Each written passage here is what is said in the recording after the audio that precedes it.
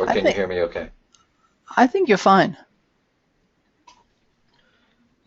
All right. Because I can also use the microphone. You sounded totally fine. Okay, that's good. Tarzan, are you there? Yeah, I'm here. I can hear you well too. Okay, good. So you're So going to go first, right? I I think think so. yes, I think so too. That's at least what I have here. But I'll just start with, we'll just give people a few minutes. I can see there's a lot of people joining now. So we'll just start. I'll just welcome and do an introduction, and then I let you talk, and then we get to the questions and answers. Sounds good. So I was in Chicago yesterday, so apparently my watch is still on Chicago time. Uh, but I think my clock now say we still have 4 minutes to go. Is that correct? Is that the same on yours? Yeah. Okay, good. Yes. It's just because I see more and more people joining, so I want to make sure that it's not that I'm that we should start right now. We'll just give it a few more minutes.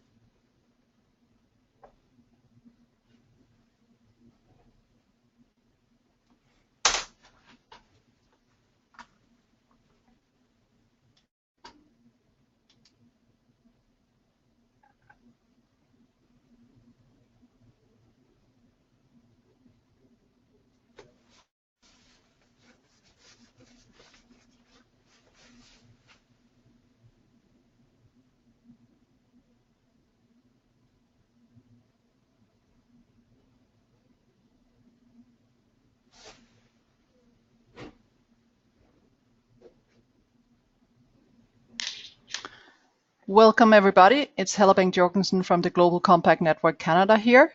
We still have a few minutes to go, so I'll just give wait a couple of minutes, and then we'll get started.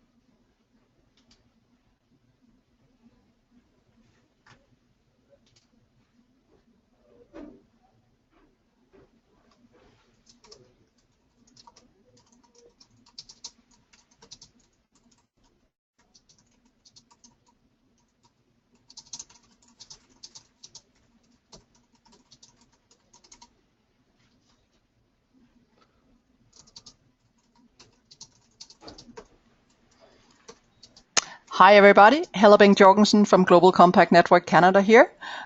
It is 1 p.m. Eastern Standard Time. It is a little bit earlier in San Francisco where I can hear Michael. I think it's Michael typing. And we have also Fasin in, I think you will be in Washington, D.C. right now. I'm just going to give everybody a few more minutes and, probably one. and then we'll get started.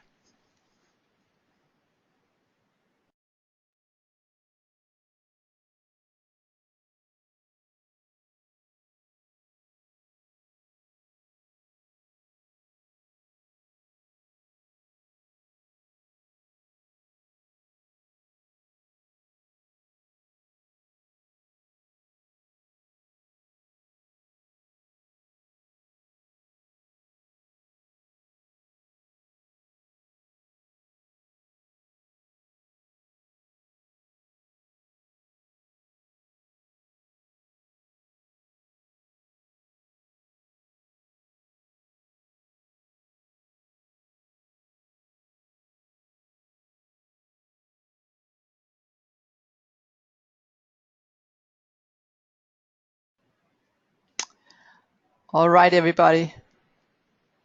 Helle Bengt Jorgensen from Global Compact Network Canada here.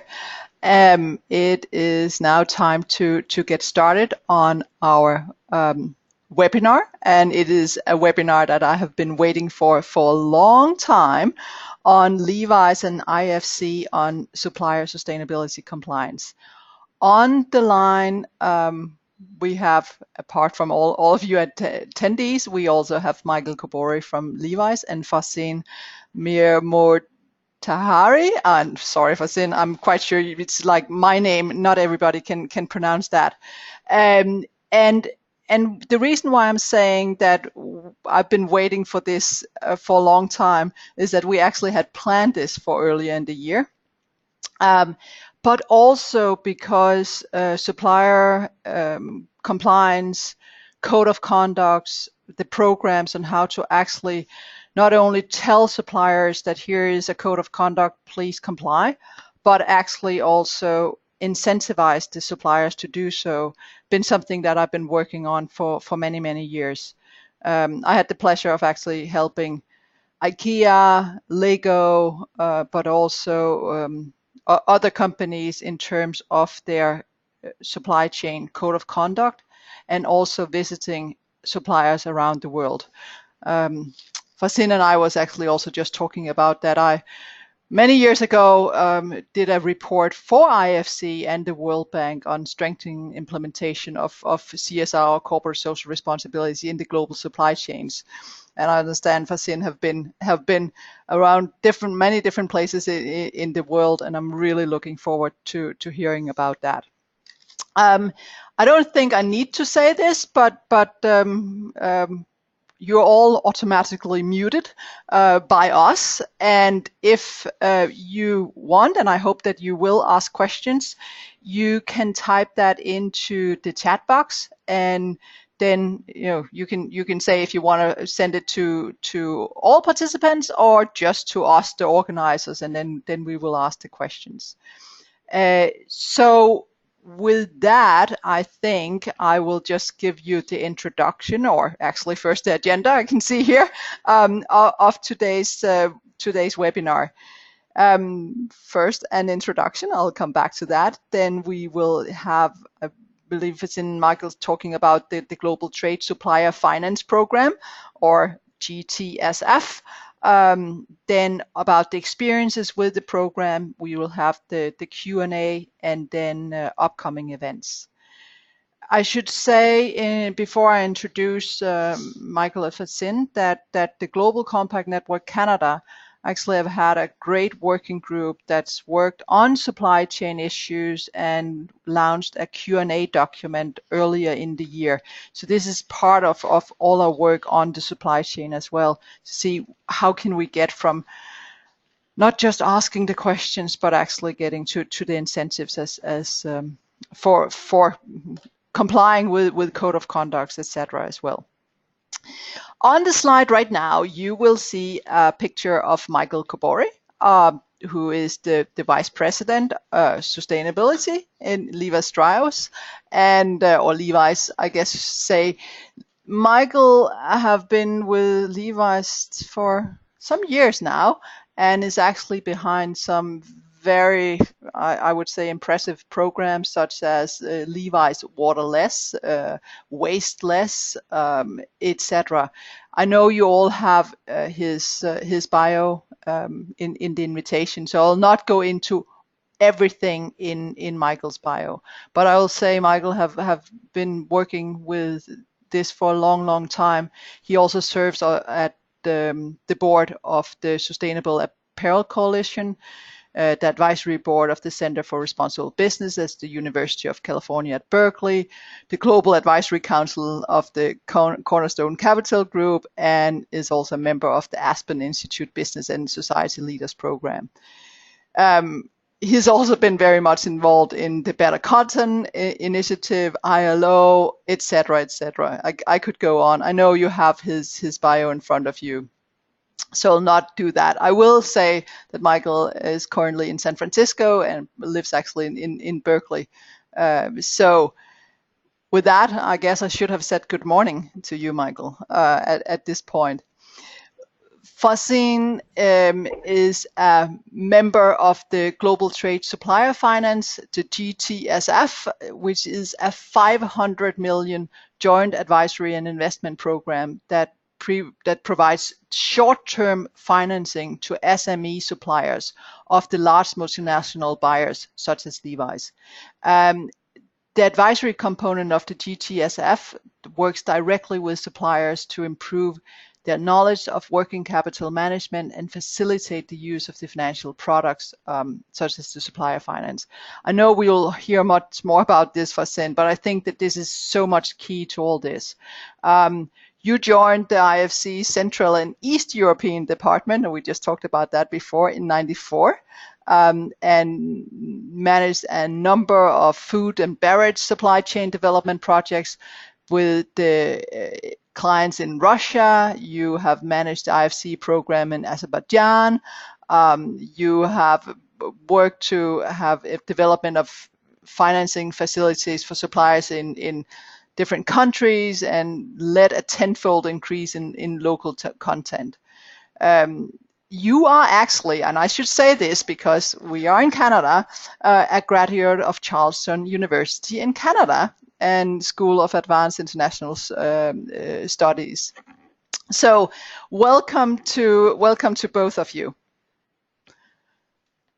Then I guess with that, Fasin, I think you're the one starting. So I have control of the slides here, as you probably almost can see. So let me know when you want me to go to the next slide, and then I will mute myself and you can unmute yourself. Sounds good? Great. Thank you, Helle, for the introduction and also for this opportunity to have us present our supply finance program together with Levi's.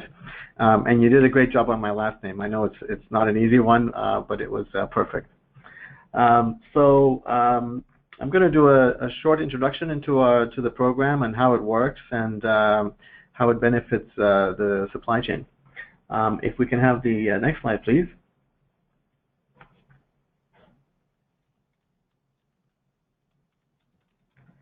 So a couple of words about IFC.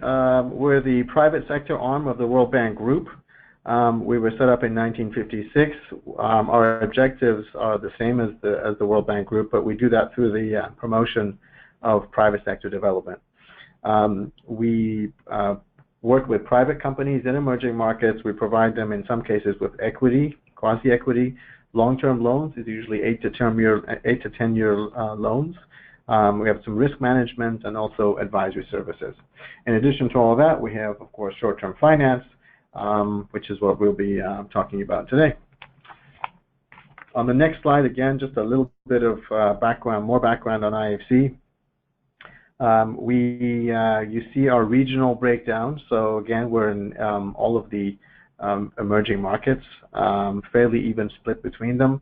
We do around $20 billion of financing per year on average.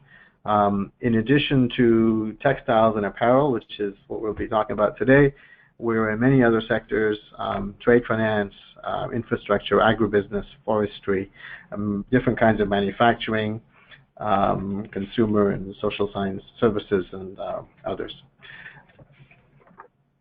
The next slide just shows you just a geographic breakdown of where we have our offices.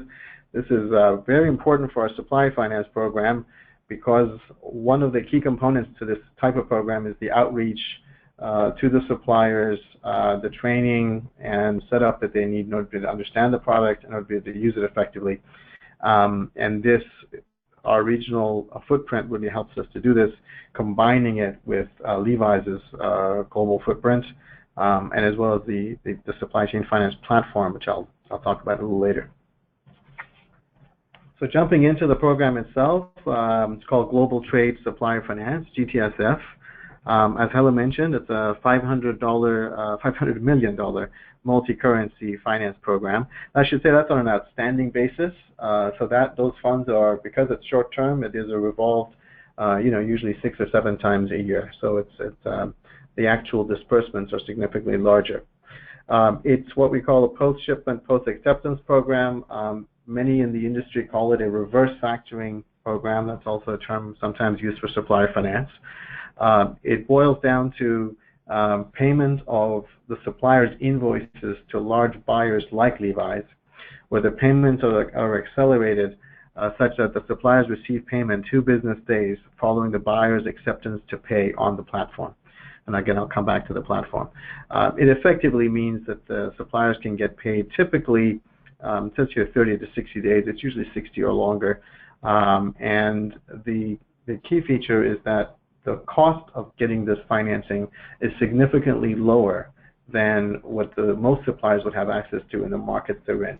And that's really because we're leveraging the buyer-supply relationship here, the relationship between the suppliers and large companies like Levi's. By leveraging that relationship, we're able to reduce the cost significantly and the risk for the suppliers. We have an added feature, which I'll come to, where we have tie environmental and social compliance to the actual pricing. The maximum tenure is 180 days, which is usually the maximum maturity of an invoice, that's a payment of an invoice. And there you see the countries where we're currently operating in. We're increasing this literally every few months. So as we see demand in new countries where large buyers have supply base, but then we're expanding that. I should say we've seen the most traction in Bangladesh, in Egypt, very high in Vietnam, Sri Lanka, and Pakistan. You see Hong Kong, Singapore, and British Virgin Islands. Those are just for the sake of factories, vendors that are registered in those locations, but the factories are actually usually in East or Southeast Asia. So the next slide really goes into the innovative feature of the financing, which is tied to environmental and social compliance. As I said, first, the starting off point is that the pricing for the program is lower than what suppliers could get in their own markets because of that leveraging the buyer relationship. We go a step further, and this wasn't introduced when we first launched the program, but as we realized that companies like Levi's were really pushing and driving the change that's happening at the factory level for factories to improve both social and environmental compliance. And we also saw a great willingness of the vendors of the factories to improve compliance in order to become eligible for the program. We decided to have not just one interest rate for the financing, but multiple interest rates, such that the interest rates are lowered as the suppliers improve their compliance rating. In this particular case, we use a rating that, and I think Michael will go more into detail on this, but we use the rating that Levi's uses, and where the factories are scored on a regular basis. This was really giving a financial incentive for the factories to improve their compliance rating. And as far as we know, we've been told this is the first type of program that does that. So the next slide, just a little bit about the mechanics of it, and I also mentioned the platform. What we're doing is really making disbursements on a daily basis. So we need an electronic platform which is integrating the buyer, the supplier, and in this case the financier, IFC. The buyer automatically confirms invoices for payment. This is a step that's happening on the platform already. The suppliers then request financing for those receivables, and then IFC steps in and in 2 business days makes the payment. What's really key about this is that we're not making changes to the invoice system. We're not introducing a whole host of legal agreements that could bog things down, and we're just facilitating an earlier payment with a low cost of financing. With the next slide, just a few of the benefits to the buyers. It is a cost-saving opportunity for suppliers, and it's the first financial incentive that buyers can offer to the suppliers to improve social environmental compliance. It really puts sustainability at the top of the agenda for the key decision makers in the supplier organizations. We can customize this. If, for example, if there are buyers that are trying to promote certain activities by the suppliers, in whether it's in areas of environment or social compliance, we can highlight certain indicators or certain activities to promote them. And it can also improve the working capital for the buyer and reduce costs in the supply chain. So financing costs for a lot of these factories in Asia and in emerging markets is quite high, and that's really going into the cost of goods. So by reducing the financing costs, we're effectively reducing the cost of goods in the whole supply chain. For suppliers, I think it's fairly obvious. Again, the financing costs on the next slide. The financing costs are being reduced. The supplier can enhance its reputation as a factory that's really striving to improve environmental and social compliance. On the financing side, they get the 100% of the invoice value. We're mentioning this because in many cases where there are different kinds of financing programs perhaps in place already, they're only getting 80 or 90% of the invoice value, and the rest is being paid out later. So this gives them a lot more liquidity earlier. And this is really key for these factories because this is a low margin, relatively low margin industry. So these cost savings can have a really dramatic impact on the well-being of the factory, on its financial returns, on its ability to pay its workers on time, a whole number of benefits. And it can also free up existing credit lines. So if the supplier is using banks currently, this will free up some of those lines which they can use for other things. We've got this example of a factory in Pakistan, which was one of our first in the program. And over just a few months, they made significant improvements in the compliance code. Again, I think Michael will have more details on some of the results to date. I will just go through a couple of examples. Maxport is a factory we've been working with in Vietnam, which has really been one of the leading ones improving its compliance levels. And these kinds of leader being looked at by other companies who want to replicate that progress. And another factory which we've worked with is the MAS group. This is the last slide. And here we just wanted to highlight that we also do long-term investments. So when we start up a relationship with the factory on the short-term investment side and short-term financing, we can expand that to long-term in selective cases. In particular, where the factory is making substantial strides in environmental and social, and then when they need financing for different kinds of expansions in areas where it can improve their compliance level. Global Trade Supply Finance Program, and then expand it to long-term finance.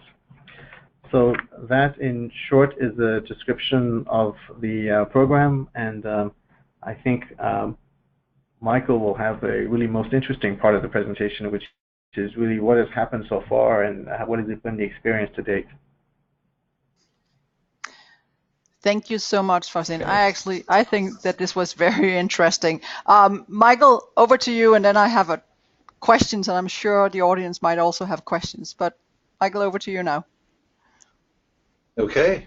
Thank you, Heather. Thank you, Farzin. So just by way of introduction, let me share a little bit about my background. You know, I've spent the better part of 20 years working on labor standards in apparel factories all around the world.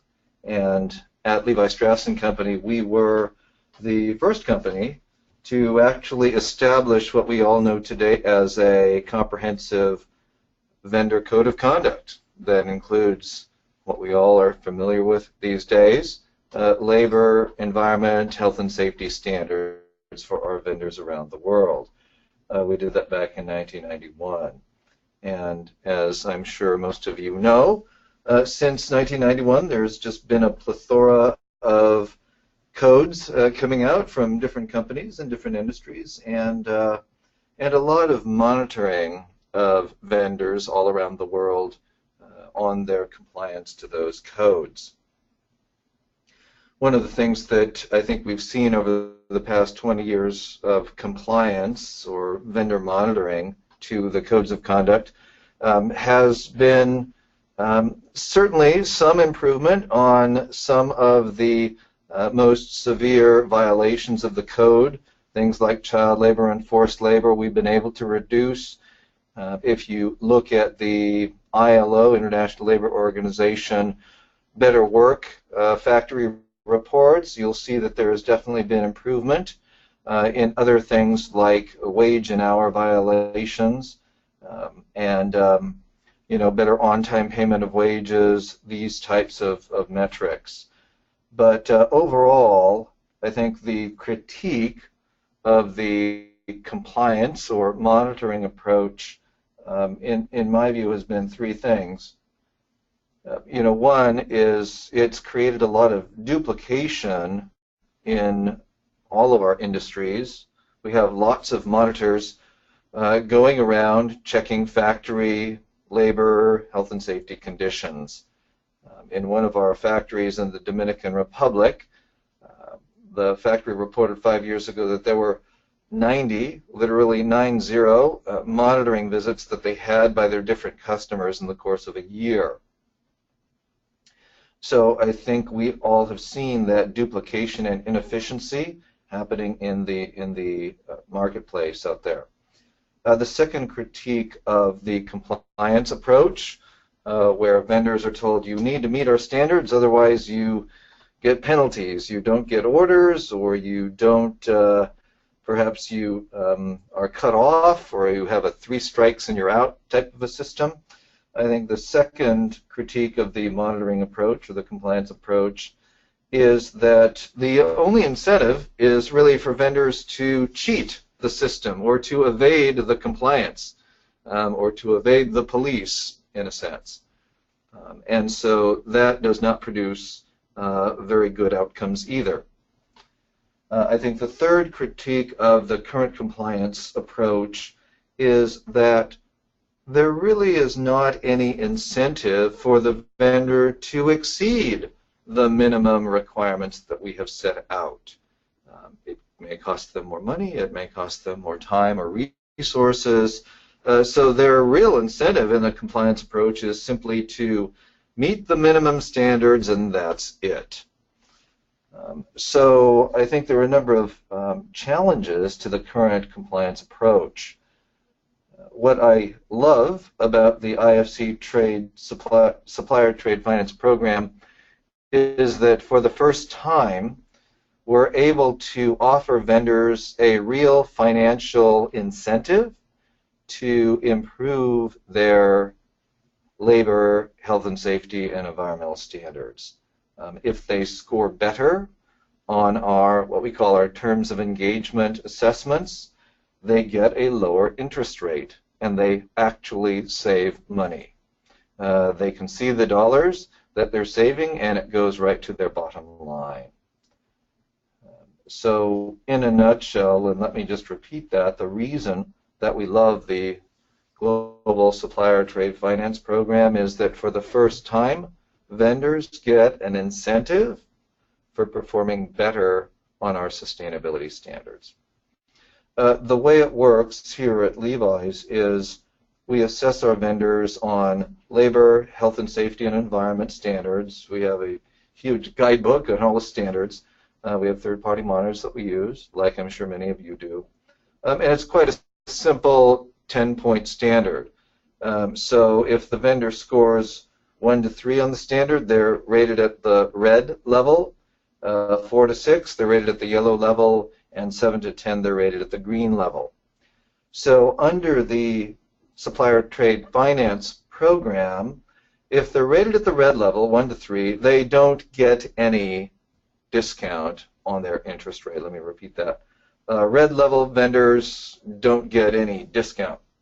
But if they score from 4 to 6 or from 7 to 10, yellow or green, then the discount rate that Farzan described begins to kick in, and it gets progressively better the higher they score.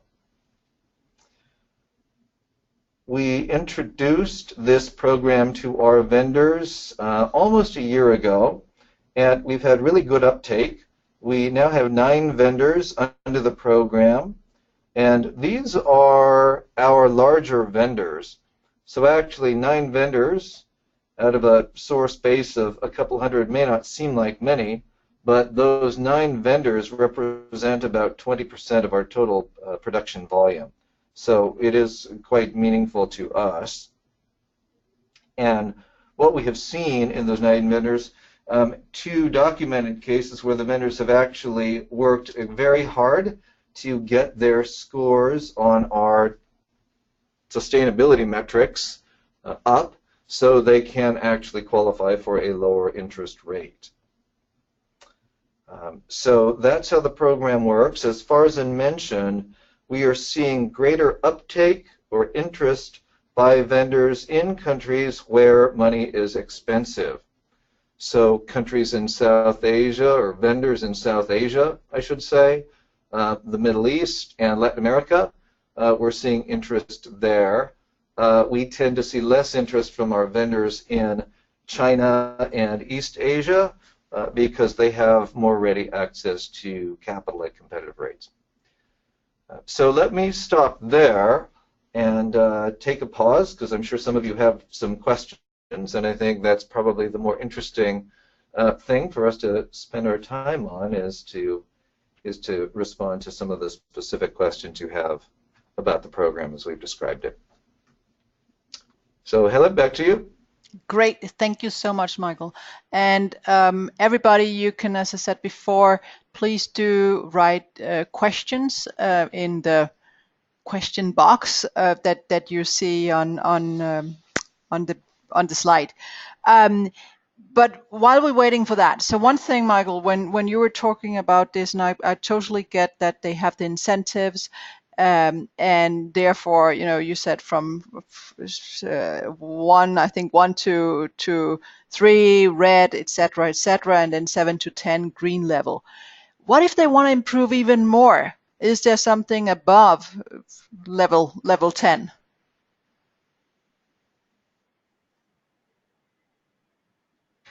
Yes, if they want to improve even more, then they actually graduate to another program that we have that is going beyond compliance, that is called our worker well-being program.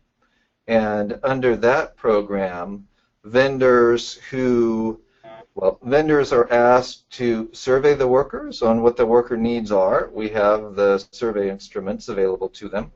We're even testing those on mobile devices, so it'll be even easier for workers to access the survey. And then we identify what are the worker needs.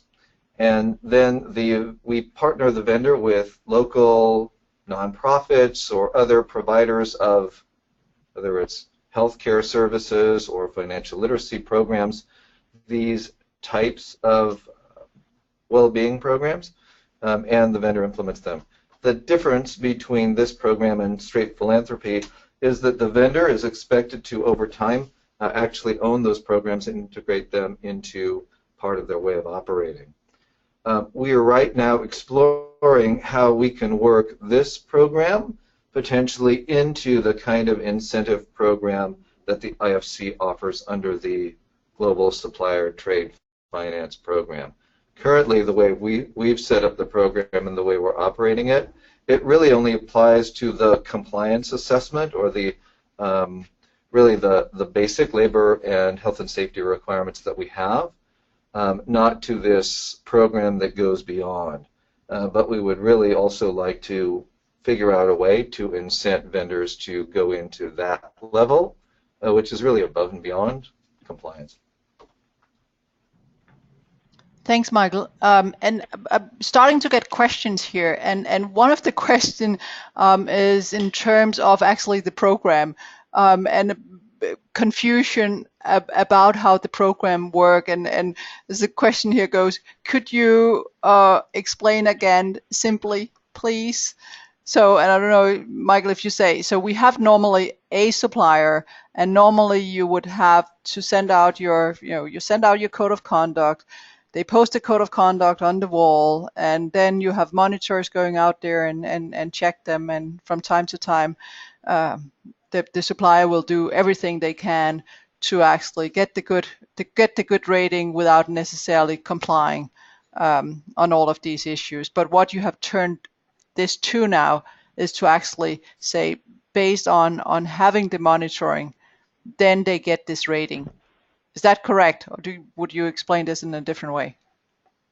Yeah, that's right. I mean, I think most of our listeners today have programs where they work with third-party monitors to get an assessment of how well their vendors are performing on their code of conduct. I assume you have some sort of a rating system, whether it's as simple as red, yellow, green, or a 1 to 10 scale, or something like that, that indicates the vendor's level of compliance with your code of conduct. The IFC program simply takes that score and matches it up to and the indexed interest rate discount that the vendor can get on the short-term trade financing. Essentially, all of our vendors get paid by us, but as you well know, there's usually a delay in the payment. The vendor has to float the cash for some time. They have to prepay for their raw materials. Certainly in our industry, they have to prepay their fabric suppliers for the fabric. And so the vendor has outlaid that cash, and the vendor really doesn't see that cash until after they make and ship the goods to us. So there is certainly a lag time of 2 to 3 months that the vendor needs to float the money. So it helps the vendor if they get paid quicker by us, or in this case by the IFC. If they do get paid quicker, they definitely need to pay interest on that money, and under the IFC program, they can get a lower interest rate for that cash that they are receiving, that upfront payment that they're receiving. So if you certainly talk to your supply chain finance people or your vendors finance people and share with them the deck that Farzan has given you, there should be a lot of interest in this kind of setup. Super, thank you, Michael. Then I'm getting a lot of questions here, so here we go. I have a question. When you talk about incentives, how powerful are they at driving behavioral change? Is it enough to make actually dramatic change?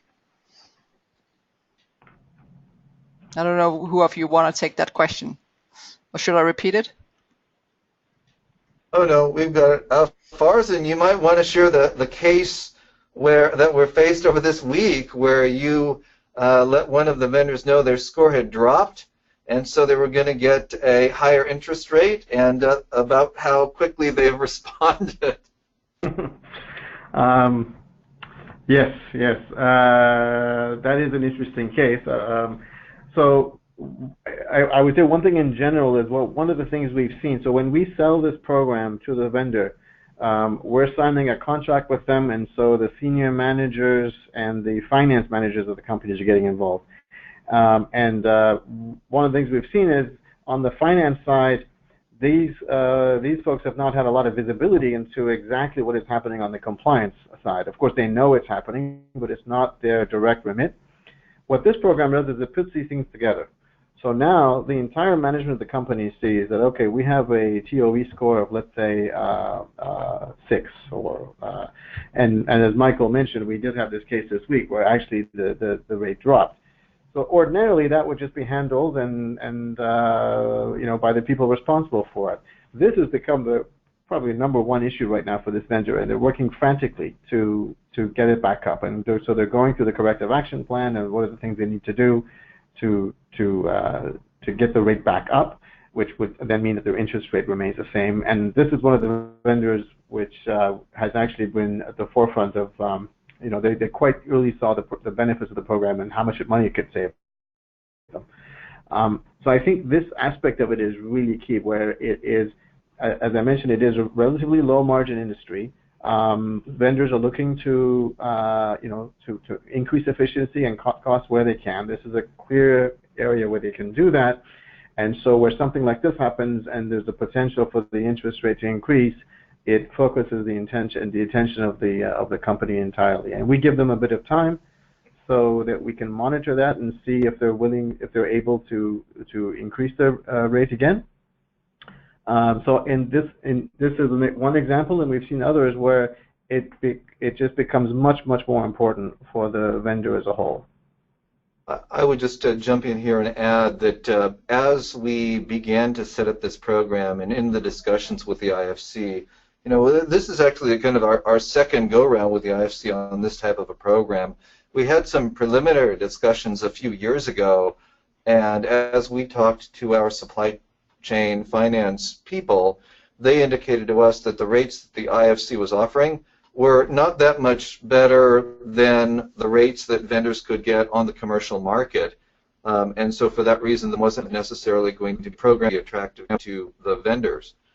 However, in this latest version of the program, the rates are better than the vendors can obtain on the commercial market in those countries that we were talking about. And so it does represent an incentive for the vendors. I talked to our finance people about, well, so how much of an incentive is it really? How much money are they going to save?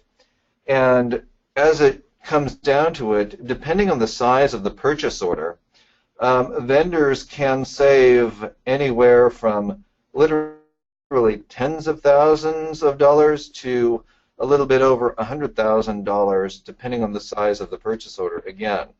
So it's not an insignificant number, or it's not an insignificant amount to our vendors, and it is motivating them to change their behavior.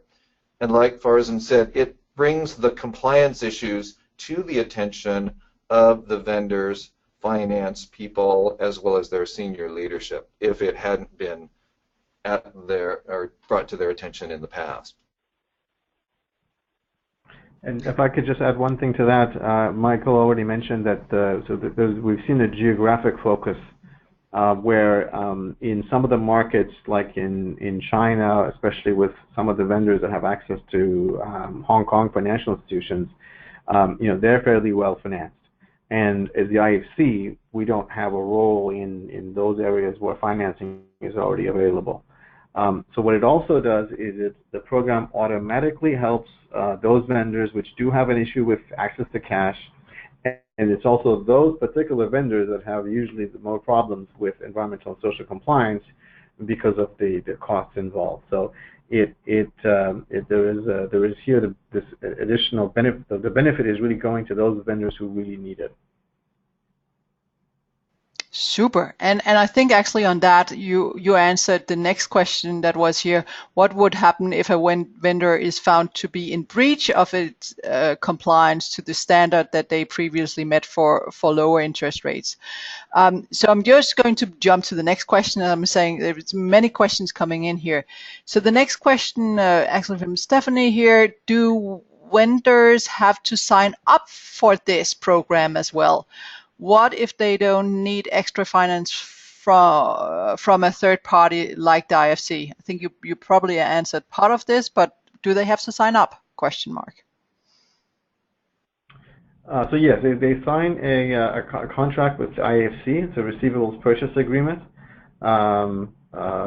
somewhat similar to a factoring agreement. And yeah, that's a one-time setup where they sign in the beginning, and then the transactions following that happen on that electronic platform that I mentioned. So it's in terms of the payment flows, it's very easy.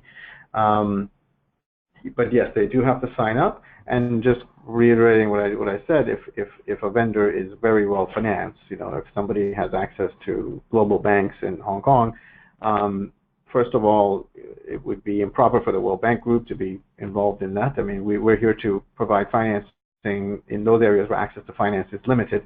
And also those types of companies have cash available to spend on programs, whether it's in compliance or otherwise. So we see we have, you know, the interest rates here are not dependent on the financial strength of the supplier company. They're dependent on the environmental and social rating of the vendor, and so that's the objective factor. And we see the real strong pickup in South and Southeast Asia.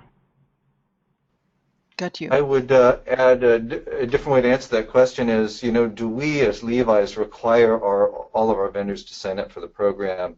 No, it is something that we offer to all of our vendors. And so when we began the program, we actually had our Senior Vice President for sourcing send a letter to all of our vendors introducing the IFC and GT Nexus, which is the platform that the IFC uses and most of our vendors use. So they were introduced by our Senior VP of Sourcing and then explained about the program. We explained about the program in this letter so the vendors all know about it. And then we also have been following up with the vendors at a country level with our country sourcing managers to let them know about the program. And the IFC and GT Nexus have been very active in sharing the program with the vendors at the country level around the world. So really trying to get the word out. It does help if your key sourcing people introduce the program to the vendors so that the vendors know this is a legitimate program that is endorsed by the company. Got you. And then the next question here, and I think, Michael, this might be for you. How often does the vendor need to go through the 10-point assessment? Once a year or every time there is a transaction? So the vendors go through the program go through the assessment on an annual basis, and so they get that score at the end of that rating. Now, it doesn't mean that's the only time we're working with a vendor. If there are corrective actions that are identified, then we will be definitely having follow-up visits with the vendor during the course of the year. But the formal assessment and the rating that is used with the IFC is done on an annual basis. And then, well, I wanted to. So what happens if just in between something happens and you find out in the media that supplier, there's different issues there? Would you then go back and say, oops, we see that there's some issues coming up here in the media, thinking about Bangladesh, and what would you do in a case like that?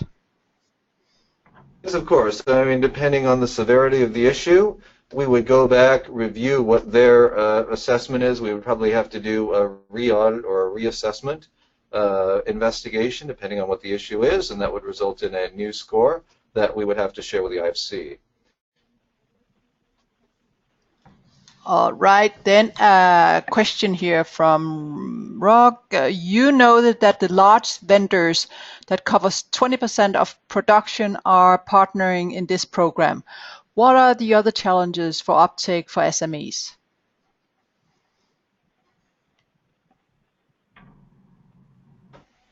That's a good question. The challenges for SMEs. I mean, typically in relative terms at least, the smaller the vendor, the higher the cost of finance, and so the more attractive the product. So this really it goes. I mean, let me put it this way. Traditionally, one of the challenges we've had in the IFC in funding SMEs is that the transaction sizes are small, the companies are small. We have to do financial analysis of that particular small firm. The financial documents are not always transparent. So there's a whole host of issues when you're trying to lend directly to SMEs, which is one of our main objectives. So one of the ways we deal with that is we finance financial institutions in emerging markets, which then go on to lend to SMEs. But we've always been looking for, and we're still looking for other means to do that. Now, I actually goes back to a point I was going to make earlier, but which is about the platform. The platform in this case is acting as that intermediary, which is similar to the role that some of the local banks play when we lend to a bank and then the bank on lends. If it wasn't for the platform, it would be very difficult for us to be making all of these very small payments to all of these smaller suppliers in South and Southeast Asia. The platform means that we make one payment to the platform is already connected to all these SMEs. So if we're talking about challenges of how for SMEs to join the program, that platform really deals with many of those things. If you go to very small companies, I think the challenge is that there are deficiencies on the compliance side, which is harder for them to deal with. And of course, they also have to be able to deal with at least a minimum order size of a company like Levi's or other buyers. So there's also sort of natural business limitations. Very small firms would not be able to support those kind of orders. But this program is really part of one of our SME pillars in trying to reach SMEs, and again being sort of facilitated by the GT Nexus platform in this case. Thanks. Then we have a question from Jürgen here. Are living wages an indicator for the program?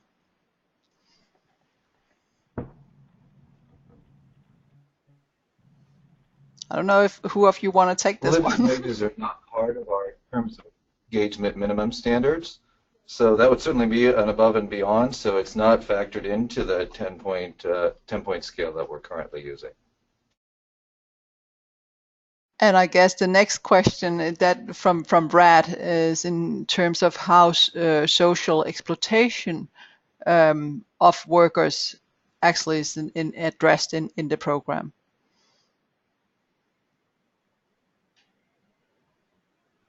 I'm sorry, Helle, could you say that again? The social exploitation?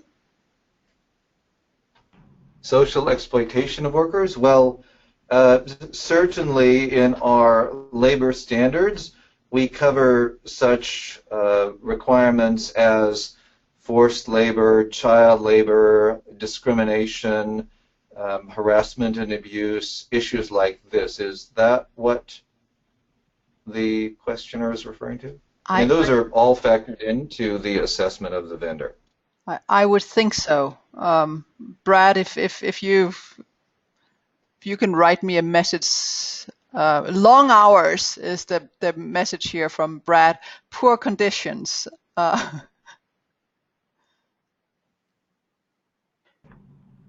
Does that help, Michael? So I think it's 8 to 8 hours. Yeah, generally what somebody would think of as poor working conditions, absolutely. Those are all part of our code of conduct standards. So it really follows the standard, really the standard approach that you see most companies taking, following the various ILO conventions against forced child labor, wage and hour discrimination, harassment and abuse, health and safety. So they're fairly basic requirements that most codes include.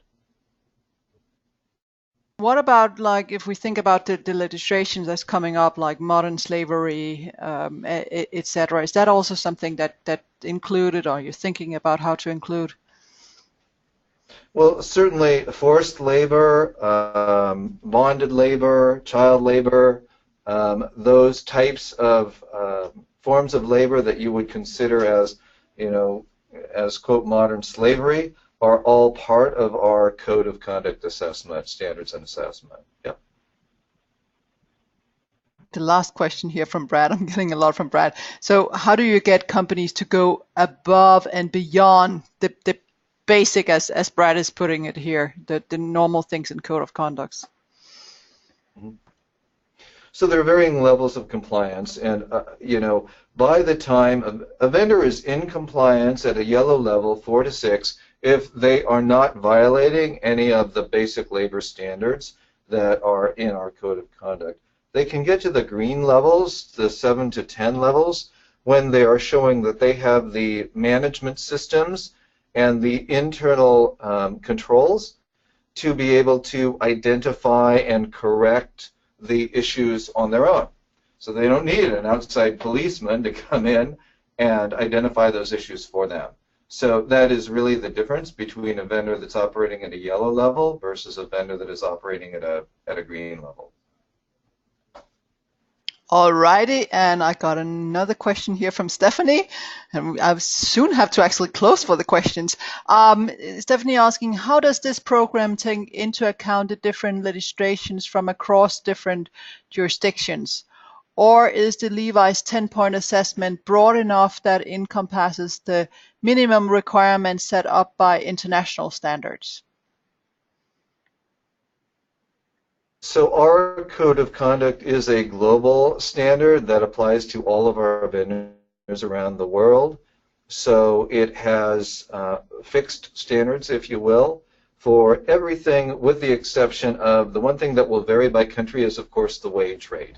And there we're looking at compliance with minimum wages as well as overtime and other premiums that are mandated by national law. But all of the other standards around child labor, forced labor, discrimination,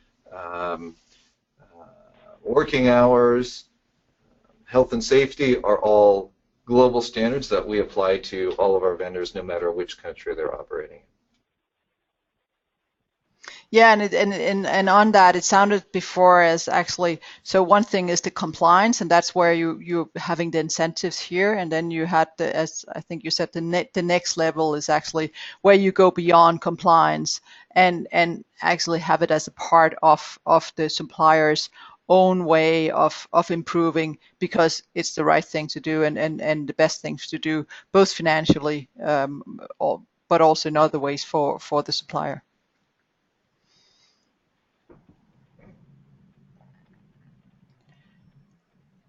That's right. Mm-hmm. I'm just looking at the clock here, and so I don't know, Fazin, if you want to kind of if you go back to when you started this program, I'm not really sure who came up with the idea, but in terms of how you saw this program as appealing, what was the things that you said, yes, we really should do this, make this work? Well, it was quite interesting. I mean, as Michael mentioned, we had been in this particular case talking with Levi's and for quite some time, a number of years actually before we launched the program. I should also say we and give some credit to the Better Work program. This is a program that the ILO, International Labor Organization, runs together with the IFC in very close collaboration with many of the brands like Levi's. And we had been involved in that, and through Better Work program, we had been reaching out to the different brands in the textile and apparel footwear sectors, and really it was together talking about how, what is really needed in the market, both in terms of finance, but also in terms of compliance improvements. And I guess we together had this sort of eureka moment where we said, wow, this is the ideal type of program where we can tie financing to compliance, which is something that the IFC has been trying in different modes and different types of financing programs, long-term financing, bank financing, and this particular product in particular was very easy to set up in that sense, and combine financing with compliance. So I think the inception of it was really to brainstorm with Levi's and the other brands on what's really needed, and it's something we want to continue to do. So some of the things Michael was mentioning about beyond compliance, how are ways we can develop the product better, further, and continue to develop the incentive scheme, and looking at how suppliers react to the incentives and try to make the incentives even more meaningful as we go further. So it's really, this collaboration was the factor that really kind of created the product. And that I would add that Farzan and his team are really reaching out to not only Levi's, but there are other brands in the apparel sector that they're reaching out to, and even having some sector-wide conversations with the Sustainable Apparel Coalition. So to me, I think there is certainly very broad application of this kind of program to lots of different industries and different suppliers. And perhaps on that, Michael, so if you think about the program, and you talked a little bit about how the vendors reacted the first time, but any of them that kind of like now say, oh, we could also go to the next tier of their own suppliers, and perhaps also help you to say, how could a even better program look like?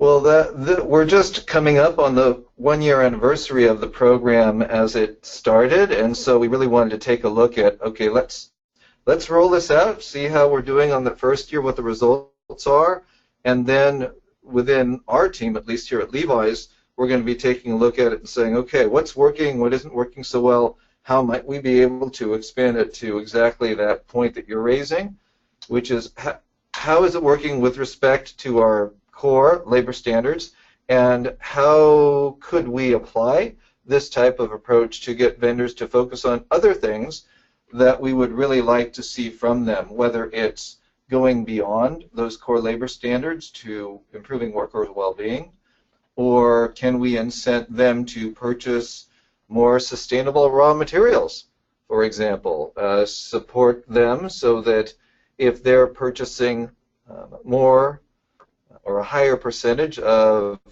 what we call better cotton, which is more sustainable cotton, are they rewarded for it? Does it show up as part of the factoring that goes into the Global Supplier Trade Finance program? So those are some of the things that we'd like to be thinking about internally, and then approach the IFC with some different possibilities about how to utilize the program.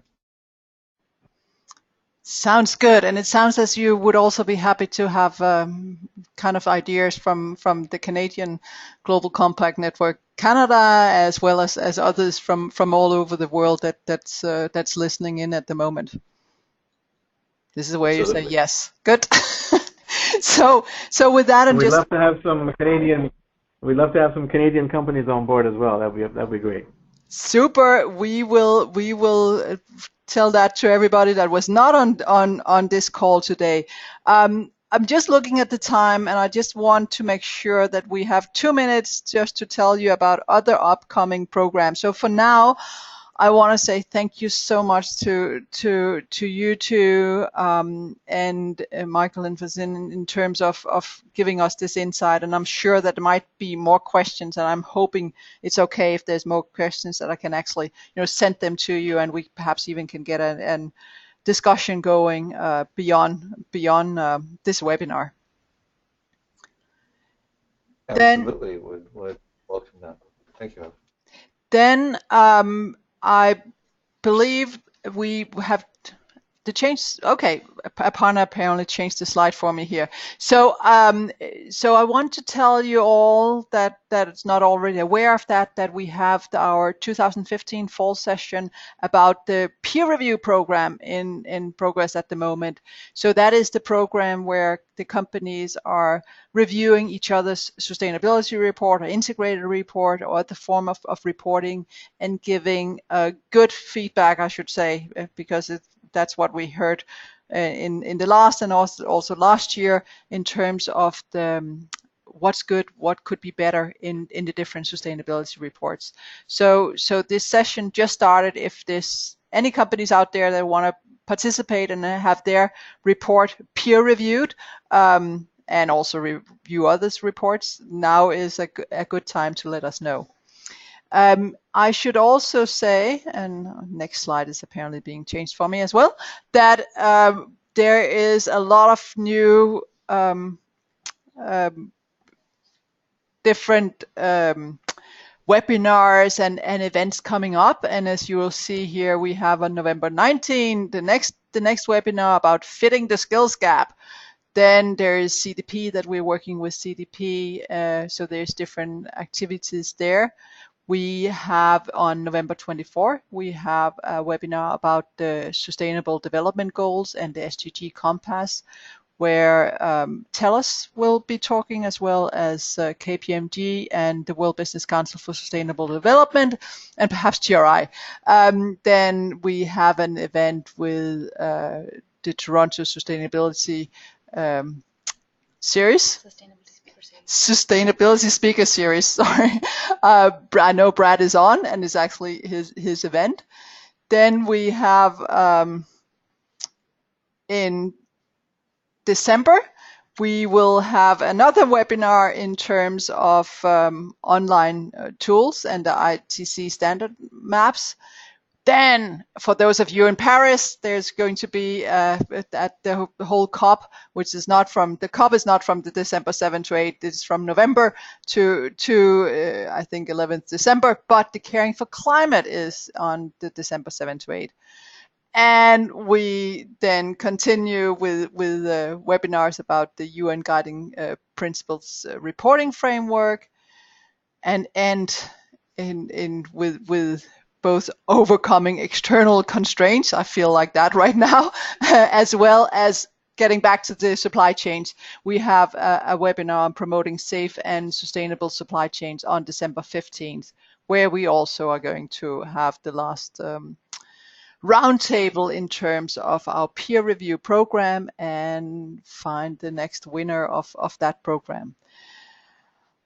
I think that was enough for this in terms of being shown here by a partner, that I should say check our website for new blogs and updates. Follow us on Twitter and LinkedIn. Let us know what's on your agenda and how we can help you. And please do spread the words about the Global Compact Network Canada and join us.